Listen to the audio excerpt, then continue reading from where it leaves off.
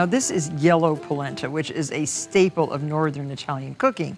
And it's coarsely ground cornmeal that's very slowly cooked on top of the stove. And the cooking method, I think, is pretty similar to risotto, with frequent stirrings and incremental additions of liquid. And it can be used immediately, or it can be allowed to set and cut into shapes, which can then be sautéed or grilled or baked. So I'm going to show you both ways. But first we're going to cook the polenta. Bring to a boil 6 cups of water, add 1 tablespoon of salt to the boiling water, and with a whisk, stir the water while you slowly add the polenta. It's very important not to add it all in one big fell swoop because you might get a big lump. And this is good to just keep adding it gradually. Once it's all incorporated into the water, then you can change to a wooden spoon because this is going to get too thick for a whisk. And adjust the heat so that those little volcanic eruptions don't occur because it can splatter all over the kitchen. And water is the most common liquid to cook polenta in. But for a richer, more flavorful polenta, replace all or some of the water with chicken stock or vegetable stock. For a creamier consistency, substitute half the water with milk, preferably whole milk. Very nice. Don't let it get too thick before you start to add a ladle of water. Add boiling water and continue to stir. And for the most flavorful polenta, choose stone ground cornmeal.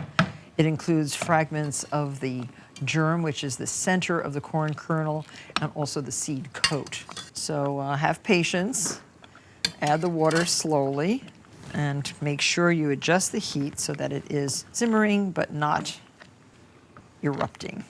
This is something you do not walk away from, so be prepared to spend about 45 minutes at the stove. It's not necessary to stir it constantly, but just frequently. Now it's been 45 minutes. Look how thick and beautiful. Turn off the heat and add 2 tablespoons of butter right into the hot polenta. This just adds that little bit of flavor that makes the polenta utterly delicious. Okay, so now add a little bit of pepper. I'm going to add white pepper to my polenta. Stir it in, and it's ready to serve. Now, it can be served like a cereal in bowls, or it can be served as a side dish. This looks so good. Isn't that yummy? Grate a little bit of Parmesan cheese over the top, and you have a really tasty side dish. Very delicious and nutritious.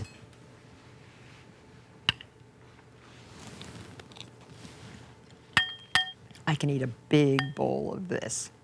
So serve it soft as soon as it's ready. It will thicken as it cools. Now I want to show you what to do with the leftover polenta. Don't leave it in the pot. It will thicken up and solidify, and you're going to be left with just a mess in this pot. So we're going to spoon it out onto a parchment-lined baking sheet. This is a very good thing to do with polenta. You'll have something nice to put out on the grill and chilled. This is so solid that it will cut into squares or rectangles or triangles. Put it right on the grill with a little bit of olive oil. Get that right into the refrigerator until it's firm. Now the polenta has set up very nicely. It's been chilled.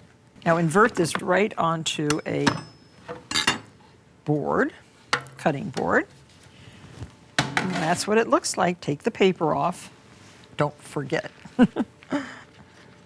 And I'm heating a little bit of olive oil in a nonstick pan.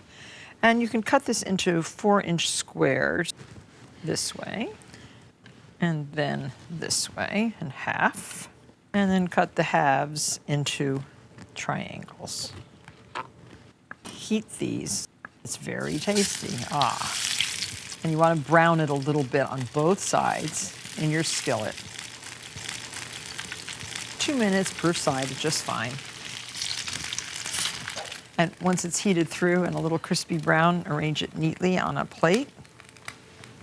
Top with a little bit of fresh ricotta. This is homemade ricotta. It is so delicious. And some oven roasted tomatoes. On the stem, I love these. Drizzled with a little bit of balsamic vinegar and a little fleur de sel. And if you like, a little drizzling of balsamic vinegar and oil. Enjoy.